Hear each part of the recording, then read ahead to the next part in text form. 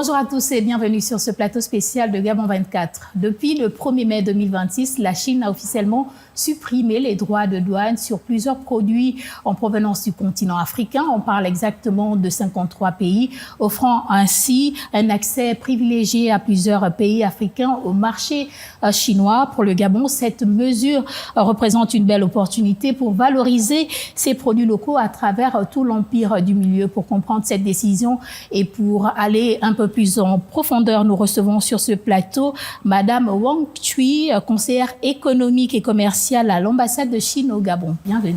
Alors, depuis 2009, la Chine est le premier partenaire des pays africains. Lorsqu'on parle de l'ouverture du marché chinois à zéro taxe pour les produits africains, qu'est-ce que cela veut dire exactement? En fait, comme vous avez mentionné tout à l'heure, à partir plutôt du 1er mai de cette année, la Chine a appliqué la mesure zéro tarif douanier avec tous les pays africains. On dit plutôt les pays partenaires qui ont déjà des relations diplomatiques avec la Chine, 53 pays. Alors, cette mesure couvre tous les produits africains. Ce n'est pas certains, mais tous les produits. Ce que vous pouvez exporter, vous pouvez toujours bénéficier de zéro tarif. Et qu'est-ce que cela signifie? C'est-à-dire les produits africains, à partir de maintenant, auront un immense marché avec plus de 1,4 milliard de consommateurs chinois. Est-ce que ça rentre toujours dans la stratégie de la Chine de mieux s'ouvrir au monde? Bien sûr, voyez, maintenant, on se trouve dans un contexte du ralentissement de l'économie mondiale. Alors, parmi les grandes économies, la Chine est le premier pays de lancer cette mesure de zéro tarif douanier. C'est pour ouvrir son marché vers l'étranger, mais spécialement pour les pays africains. La population chinoise est déjà accommodée vu que les relations diplomatiques avec l'Afrique, c'est déjà plusieurs années. Est-ce qu'ils connaissent plus ou moins déjà les produits? Ah, bien sûr. En fait, je voudrais donner une petite explication. La Chine et l'Afrique ont ouvert les relations diplomatiques à partir de 1956. Donc cette année, ça tombe bien, c'est le 70e anniversaire de cette relation. Et les produits africains, bien sûr, les Chinois connaissent, certains déjà, parce que en fait, au début de l'année 2000, on a déjà réalisé les produits africains exportés vers la Chine.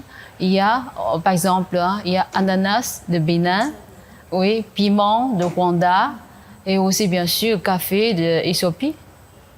Et en ce qui concerne le Gabon, quel est le produit que la Chine aime en dehors des matières premières qu'on sait très populaire au niveau de la Chine?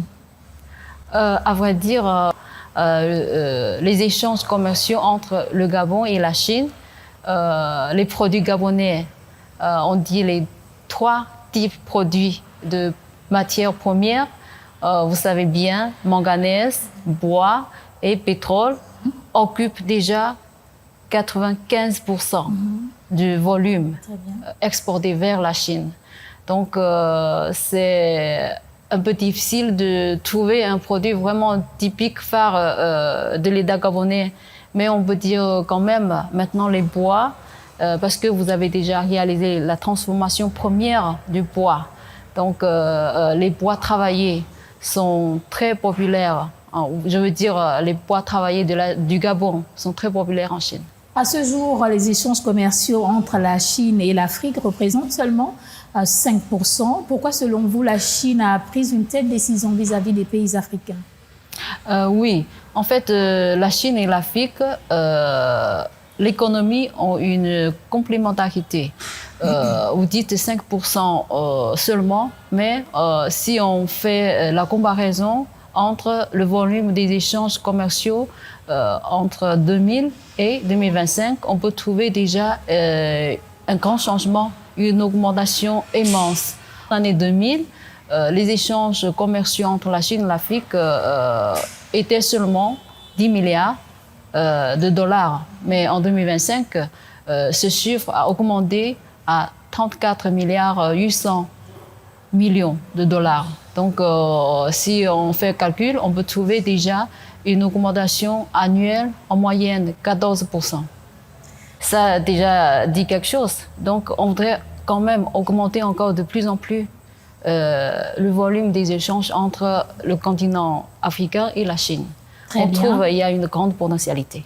Alors, selon plusieurs experts économiques, seulement 5 pays africains peuvent bénéficier pleinement de cette mesure. On parle notamment de la RDC, on parle de l'Afrique du Sud, le Nigeria, l'Égypte, parce que c'est des pays qui sont déjà très connus, c'est des marchés très connus au niveau de la Chine. Selon vous, c'est une affirmation vraie ou fausse?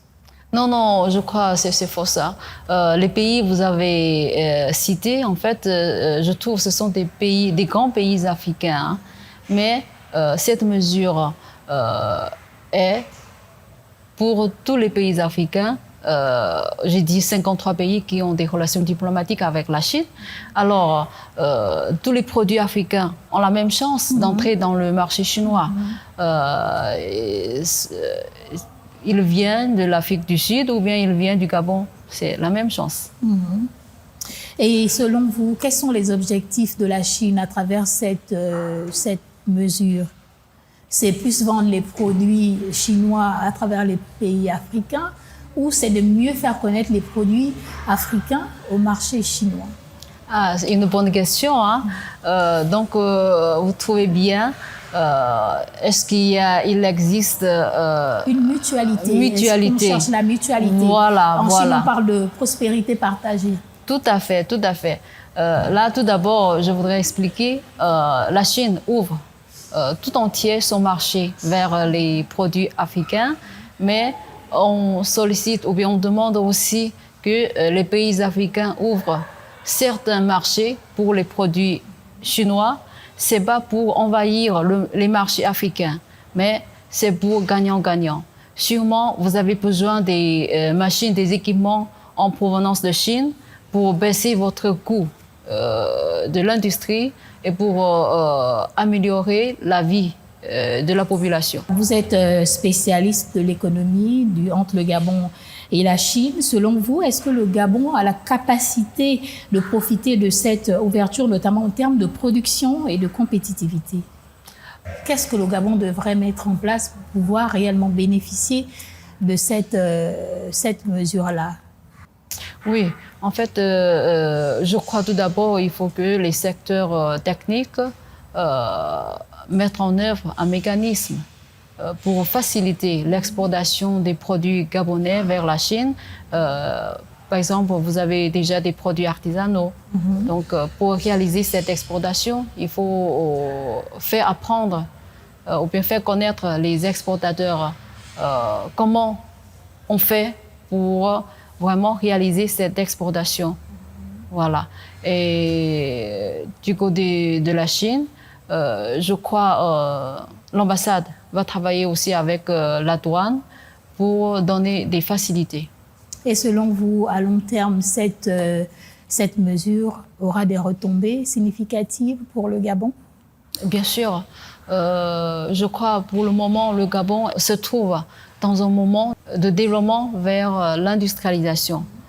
Comme votre président, son Excellence, Monsieur le Président, Brice Clotaire Oligui Nguema, il a lancé la stratégie transformation locale. Donc, on va interdire l'exportation de manganèse en brut et on va développer l'agriculture. Alors, comment faire? Donc, sûrement, vous avez des stratégies, vous avez des visions et il faut les mettre en œuvre. Alors, pour les mettre en œuvre, vous allez développer l'industrie. Bien sûr, la Chine est très volontiers de vous accompagner. Donc, après le développement de l'industrie, sûrement, vous allez réaliser la production des produits bien travaillés, non seulement les produits de première matière, mais les produits de valeur ajoutée. Donc, avec ces produits de valeur ajoutée, le marché chinois est totalement ouvert pour ces produits. Le plus important ici, c'est de développer d'abord votre industrie, votre propre industrie. En fait, dans le XXe siècle, la Chine était très pauvre et notre industrie était très faible. Alors, qu'est-ce qu'on a fait? On a fait importer les grands projets industriels et on a importé les équipements. On a importé les équipements de l'industrie lourde et de l'industrie légère pour développer vraiment notre propre industrie et après par le commerce. Parce que, vous voyez, l'exportation est l'un des moteurs de développer l'économie. Et avec le commerce vers l'étranger, la Chine s'est développée. Comment ça va concrètement se passer pour les commerçants, les entrepreneurs et même pour les entreprises d'ailleurs? Est-ce qu'il y a une procédure qui sera mise en place pour que cet échange-là commercial se fasse plus facilement? Tout d'abord, je voudrais parler des produits agricoles. Si on peut trouver des produits de quantité ici, on peut exporter vers la Chine et pour faciliter l'importation des produits africains, le gouvernement chinois a mis en œuvre un canal vert pour les produits africains. C'est-à-dire, passer par ce canal vert, on va faciliter toutes les procédures pour entrer dans le marché chinois.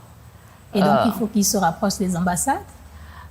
Ambassade, bien sûr, c'est votre premier interlocuteur.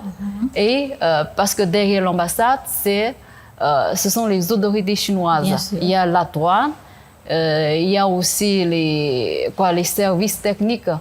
Donc, quand ces produits africains viendront, est-ce que vous pensez que le peuple chinois est très ouvert pour la découverte des autres produits, quand on parle notamment des produits artisanaux? Sûrement. Voyez, moi, j'ai travaillé pendant longtemps en Afrique. J'ai déjà une vingtaine d'expériences. Alors, quand j'étais encore très jeune, je suis venue en Afrique et j'ai amené les produits artisanaux, les bois, voyez, travailler en retournant de mon pays.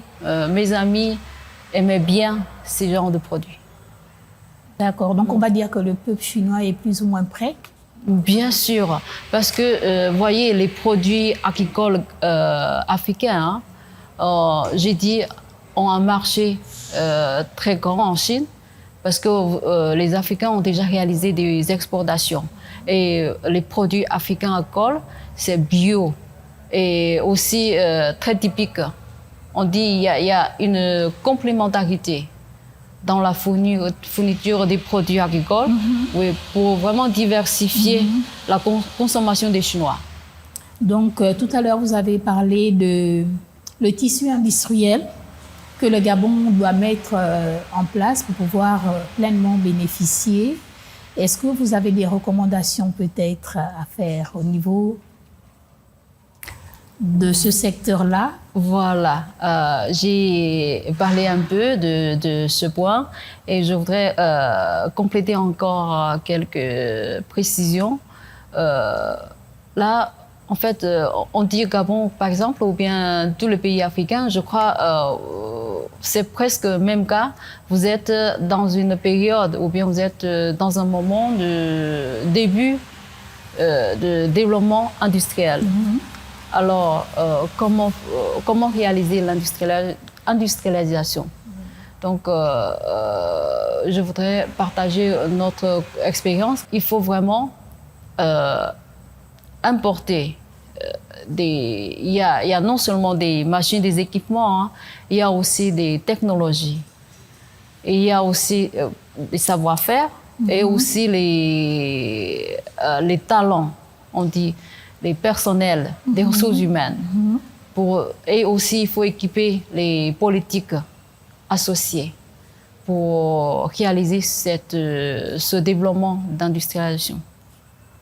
Et donc, comme ça, quel serait l'avantage du Gabon, selon vous, si cette démarche réussissait pour eux?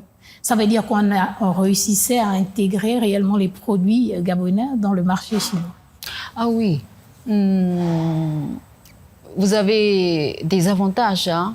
Par exemple, le Gabon est très riche en ressources naturelles, On prend manganèse comme un exemple. Le Gabon a interdit l'exportation de manganèse en brut à partir de 2029 et vous avez une stratégie de transformation locale. Alors, avec la mesure zéro tarif douanier, sûrement à partir de 2029, vous aurez des produits travaillés. Alors, la mesure zéro tarif douanier peut supprimer les taxes, les droits de douane pour ces produits en entrant dans le marché chinois.